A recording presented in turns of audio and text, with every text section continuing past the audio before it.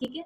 जब बेटा आप लिटरेचर को लाइफ के साथ रिलेट करेंगे ना, ऑटोमेटिकली ये जो वर्ड्स है ना, ये आपके दिमाग में बोलेंगे, अंदर से जब बाहर निकलेगा ना, फिर लिटरेचर जब मैं आपको पढ़ा रही होती ना, इसको एब्जॉर्ब किया करें।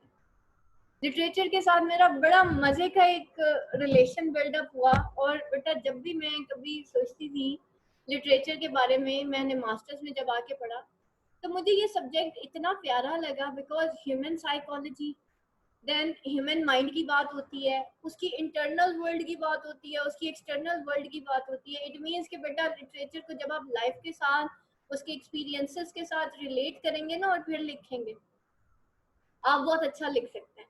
और इस वजह से जो मैरिड खवातीन होती हैं उनके मार्क्स ज़्यादा आते हैं अनमैरिड के साथ, क्योंकि वो जो मैरिड खवातीन होती हैं वो उन सारे टॉर्चर से, उन सारी चीज़ों से वो निकल चुकी होती हैं। उनके जो एक्सपीरियंसेस होते हैं वो डार्क एंड जो जिसे कहना चाहिए डार्क भी गुजर चुके होते हैं, बुरे भी होते हैं, अच्छे भी होते हैं। वो मतलब एक उनका जो एक मदर और चाइल्ड रिलेशनशिप होता है वो भी निकल चुका होता है, और हस्बैंड के साथ भी उनका रिलेशनशिप चल रहा होता है, वो भी वो फेस कर रही होती हैं, ससुराल के साथ भी। तो दैट्स वाई मैंने नोट किया है कि जब भी हमारे टॉपर्स जब होते हैं ना हमारी एकेडमी में, फर्स्ट बैच में तो खैर मेरे पास कोई मैरिड खातून थी ही नहीं, लेकिन जो मेरा सेकंड बैच गया उसमें भी दोनों टॉपर्स जो हैं वो मैरिड थी, और जो थर्ड गया वो भी मैरिड थी। हालांकि जब मैं टेस्ट ले रही थी तो उन दोनों मैरिड से कहीं ज्यादा एक अनमैरिड लड़की जो है वो ज्यादा अच्छा परफॉर्म कर रही थी। लेकिन इसके बावजूद जब पंजाब यूनिवर्सिटी का रिजल्ट आया ना, तो जो अनमैरिड थी वो ऊपर थी और जो मैरिड लड़कियां थी वो नीचे थी।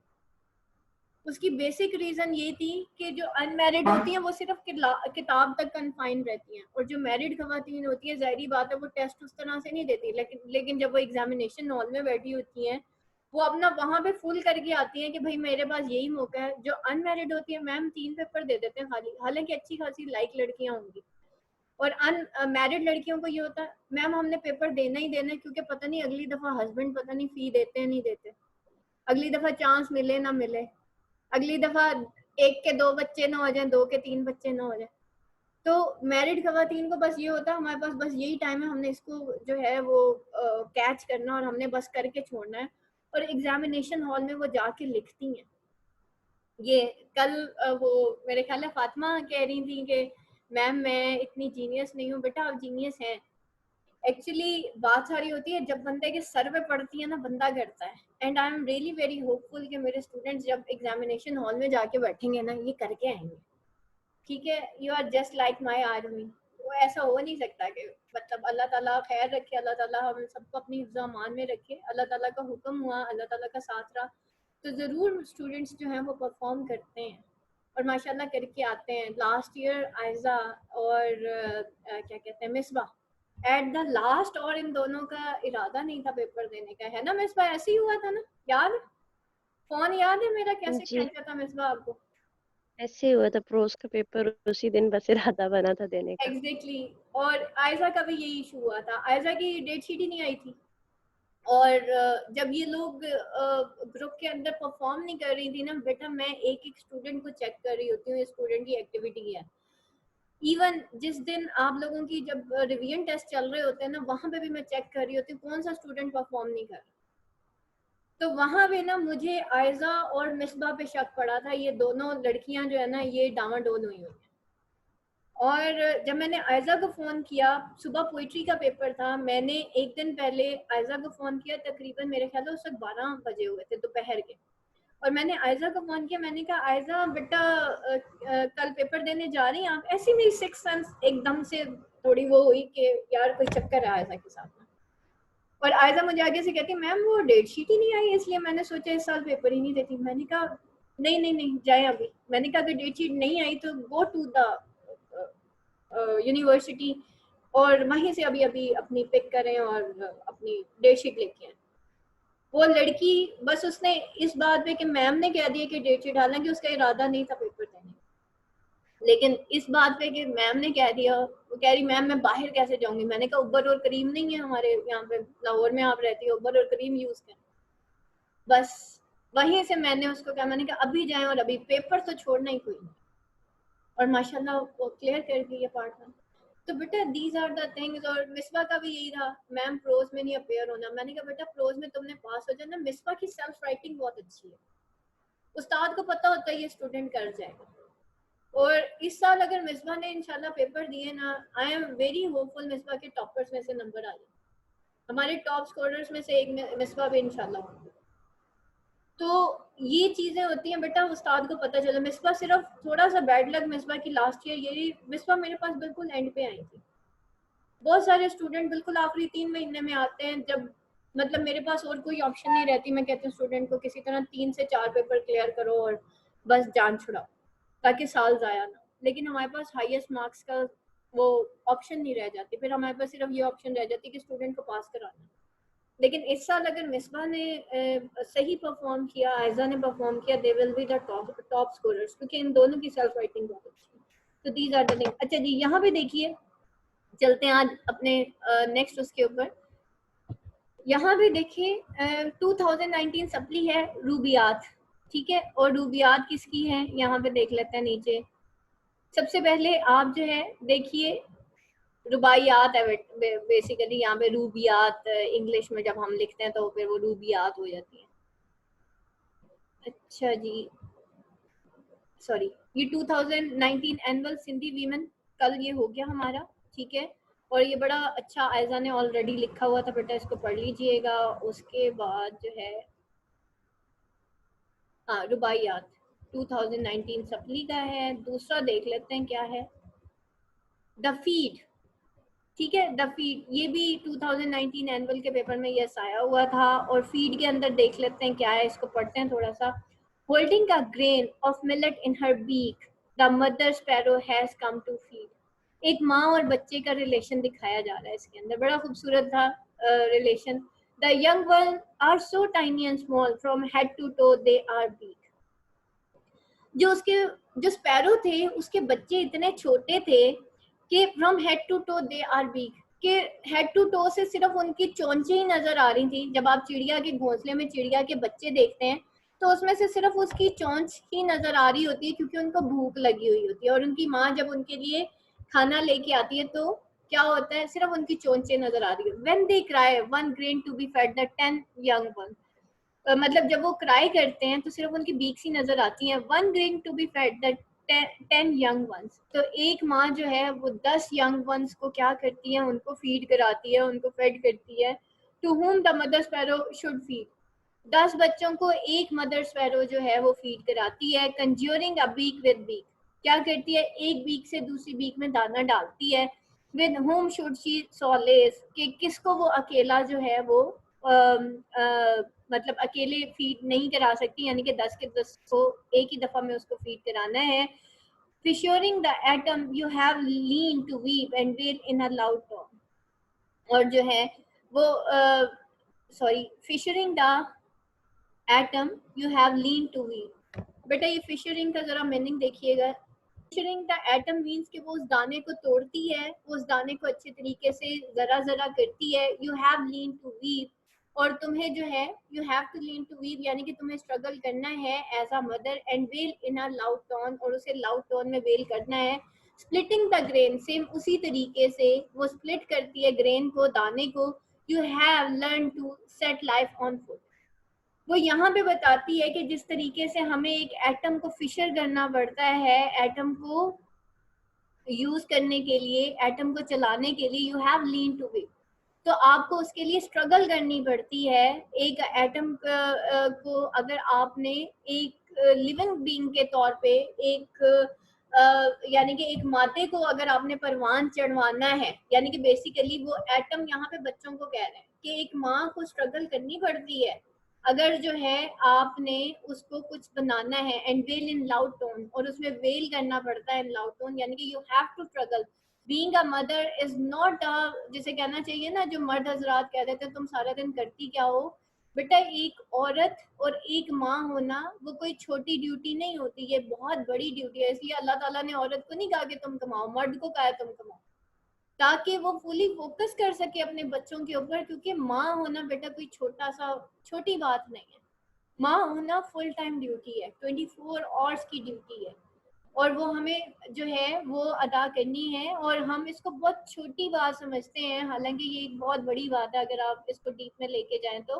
वो कहती है कि अगर, यहाँ पे शायर क्या कहता है, वो कहता है कि अगर तो आपने एटम को फिशर करना है, अगर आपने अपनी नेक्स्ट जनरेशन को जो है एक जैसे कहना चाहिए अच्छी नेशन बनाना है, अपनी नस्लों को आबाद करना है, तो आपको स्ट्रगल तो करनी पड़ेगी and well in loud tone, और उनको नसीहत, वाजो नसीहत भी करना पड़ेगा, उनको एडवाइसेस भी करनी पड़ेंगी।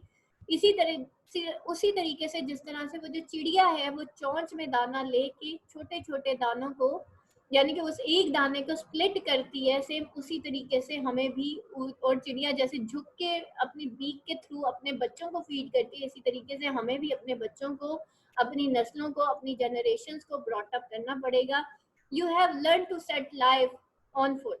इसी तरीके से हमें भी जो है झुक के जिंदगी गुजारनी पड़ेगी। वो है ना, मिटा दे अपनी हस्ती को अगर कुछ मर्तबा चाहिए, कि दाना खाक में मिलकर गुलो गुलजार होता है। ठीक है, कि अपनी हस्ती को मिटाना पड़ता है अगर कुछ मर्तबा चाहिए होता है, कि दाना खाक में मिलकर गुलो गुलजार होता है। तो ये बेटा, ये लाइफ का एक बहुत बड़ी खूबसूरती है कि जब तक हम बीज नहीं बनते ना, जब तक हम मट्टी नहीं होते बेटा, हम आगे नहीं जा सकते।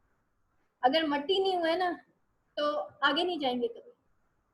तो आगे जाने के लिए मट्टी होना पड़ता है, आगे जाने के लिए झुकना पड़ता है। अगर हम झुकेंगे नहीं तो फिर आगे कैसे जाएंगे। और एक और शेर है ना, वो तमन्ना आबरू की हो अगर गुलजार हस्ती में, कि अगर आपको इज्जत चाहिए ना अपनी जिंदगी में, गुलजार हस्ती में, तमन्ना आबरू की हो अगर गुलजार हस्ती में, तो कांटों से उलझकर जिंदगी करने की सू कर ले, सॉरी, तो कांटों से उलझकर जिंदगी करने की खू कर ले।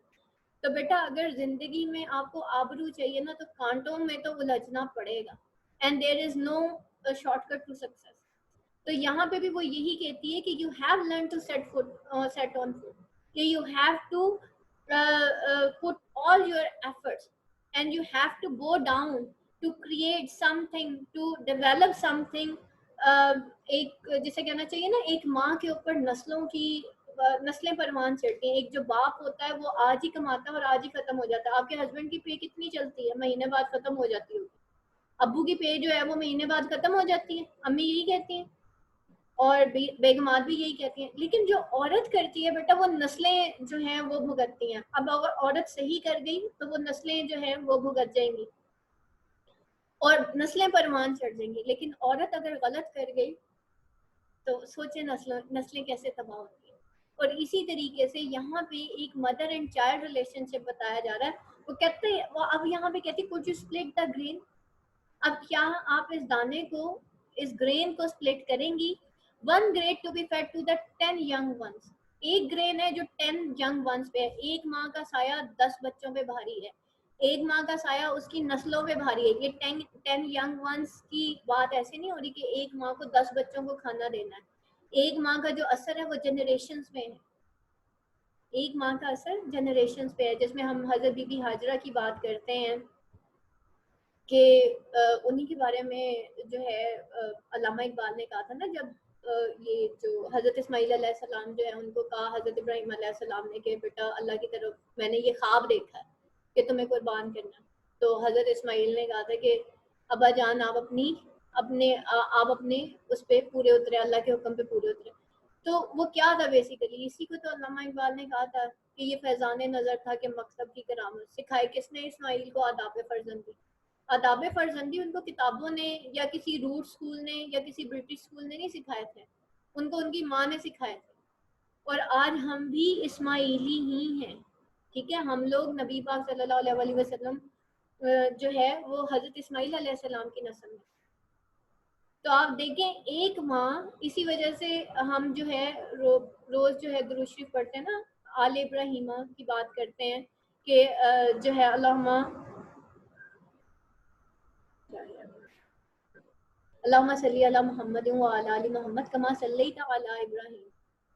ठीक है, तो हम क्या कहते हैं, हम आले इब्राहिम की भी बात करते हैं, उन पर भी सलाम भेजते हैं। तो वो क्यों भेजते हैं? द रीज़न कि वो जो माँ थी ना, वो जनरेशन प्रोड्यूस कर गई।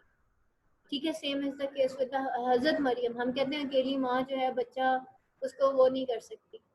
आप जरा कभी हजरत बीबी हाजरा को देखे ना, सर पे छत नहीं थी, खुला आसमान था। हजरत इब्राहीम अलैहिस्सलाम ने जब पूछा था कि सॉरी, जब हजरत इब्राहीम अलैहिस्सलाम छोड़ के जा रहे थे और पीछे मुड़ के नहीं देख रहे थे, तो हजरत बीबी हाजरा ने पूछा था कि इब्राहीम मुझे कहाँ छोड़ के जा रहे हैं।